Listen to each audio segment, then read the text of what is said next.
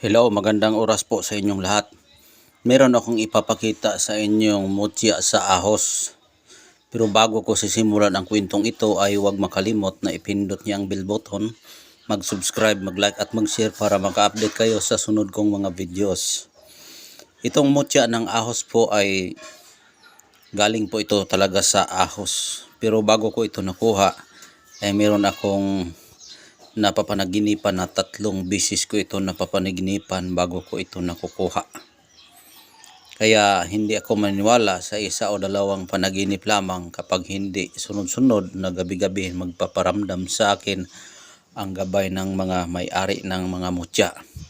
Kaya pangatlong gabi na ito, kaya sinubukan kong kukunin ang mutya sa ahos sa paglalagyan namin ng ahos na aming binibili.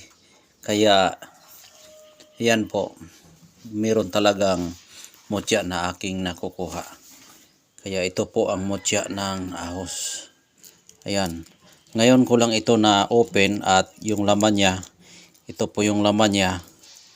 Ayan po. Ang laman niya ay bato na po ito. Ayan, batong-bato na po siya. Ito.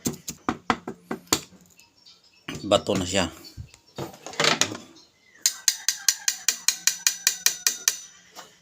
Yan. Bato na talaga ang ahos na ito. Bato.